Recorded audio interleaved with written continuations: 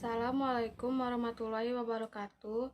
Perkenalkan, nama saya Rafika Hupi dari Prodi S1 Gizi Institut Kesehatan Mitra Bunda Batam. Di sini saya akan menjelaskan tentang anatomi mata. Pengertian mata. Mata adalah bagian yang sangat penting karena merupakan salah satu dari panca indera manusia. Mata dapat berfungsi dengan baik apabila ada cahaya. Dengan adanya cahaya ini, maka mata akan dapat melihat dengan baik. Bila di dalam kegelapan, maka mata tidak mampu melihat benda dikarenakan tidak ada cahaya yang masuk.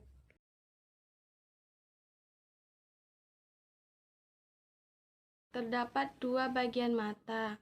Salah satunya bagian luar mata. Yang pertama ada alis mata, berada tepat di atas kelopak mata, yang sebenarnya memiliki fungsi untuk menahan mata dari air jatuh dari atas seperti keringat dan saat hujan. Yang kedua, kelopak mata. Kelopak mata terdiri dari tutup atas dan kelopak mata bawah. Bagian ini berfungsi untuk membuka dan menutup mata. Kelopak mata berfungsi untuk menjaga mata bagian depan bola mata dari benda asing dari luar. Benda-benda ini seperti debu, asap, dan goresan. Kelopak mata juga berfungsi untuk menyapu permukaan bola mata dengan cairan. Selain itu, untuk mengatur intensitas cahaya yang masuk ke mata, kelopak mata akan menutup bila cahaya terlalu terang, ada benda atau kotoran yang masuk ke mata. Fungsi kelopak mata ketika berkedip yaitu yang pertama membasahi mata, kedua mengiring kotoran keluar dari mata, ketiga mengistirahatkan retina dari cahaya yang masuk terus-menerus. Yang ketiga, kelenjar air mata. Kelenjar air mata berfungsi menghasilkan air mata untuk melembabkan mata, berguna untuk menjaga mata lembab, membersihkan mata dari debu, dan membunuh kuman yang masuk ke mata. Yang keempat, bulu mata.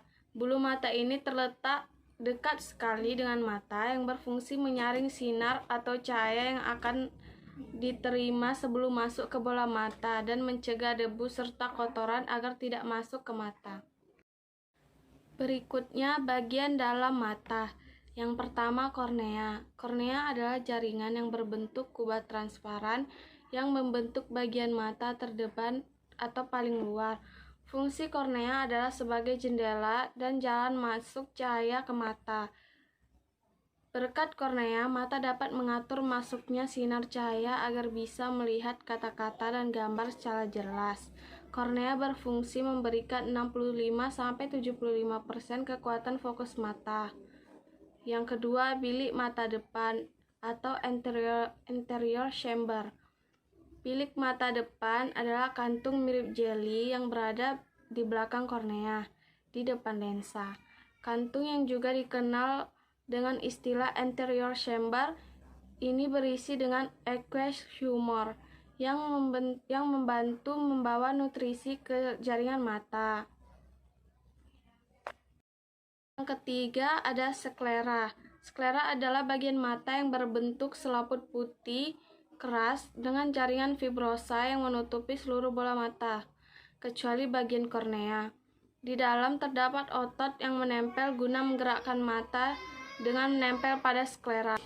Yang keempat ada iris dan pupil. Iris dan pupil adalah bagian dari anatomi mata yang saling berhubungan satu sama lain. Iris adalah membran berbentuk cincin yang mengelilingi sebuah bulatan kecil berwarna lebih gelap di tengahnya. Bulatan kecil di tengah itulah yang disebut dengan pupil. Pupil merupakan otot pada bagian mata yang bisa tertutup dan terbuka, atau mengecil dan membesar. Sementara itu, iris berfungsi mengatur sejumlah cahaya yang masuk ke mata dan menyesuaikan dengan bukaan pupil. Ketika terpapar cahaya terang, iris akan menutup atau menyempit dan membuat pupil terbuka lebih kecil untuk membatasi jumlah cahaya yang masuk ke mata. Yang kelima ada lensa. Lensa adalah bagian mata yang merupakan jaringan transparan dan lentur yang terletak tepat di belakang iris dan pupil setelah kornea. Fungsi lensa adalah membantu memusatkan cahaya dengan gambar pada retina. Lensa ini memberikan 25-35% kekuatan fokus mata. Lensa mata memiliki tekstur yang lentur dan elastis, maka dari itu berbentuk bisa berubah jadi melengkung dan fokus pada objek di sekitar. Keenam, koroid dan konjungtiva. Koroid adalah bagian mata yang berbentuk membran kecoklatan gelap yang terdapat banyak pembuluh darah di dalamnya. Posisi terletak di antara sklera dan retina. Koroid ini berfungsi untuk memasok darah dan nutrisi ke retina dan ke semua struktur lainnya pada bagian anatomi mata. Sementara itu, konjungtiva adalah lapisan jaringan yang menutupi seluruh bagian mata yang posisinya tepat di depan, kecuali untuk kornea. Yang ketujuh, badan vitreous. Berbeda dengan cairan aqueous humor yang adanya di depan lensa mata, vitreous humor terletak di belakang lensa mata. Vitreous adalah zat seperti jeli yang mengisi bagian dalam belakang bagian anatomi mata. Seiring waktu, vitreous menjadi lebih encer dan bisa terlepas dari bagian belakang mata. Kesembilan, ada retina dan saraf optik. Retina adalah sebuah jaringan yang peka terhadap cahaya. Retina ini melapisi permukaan bagian dalam anatomi mata. Sel di retina bisa mengubah cahaya masuk menjadi impuls listrik. Impuls listrik ini dibawa oleh saraf optik ke otak yang akhirnya menafsirkannya sebagai gambar atau objek yang mata lihat. Yang kesembilan, ada makula. Makula adalah area sensitif kecil di tengah retina yang memberikan penglihatan sentral. Pada makula terdapat fovea. Fovea terletak di pusat makula dan fungsinya untuk memberikan penglihatan yang detail, yang paling tajam di mata.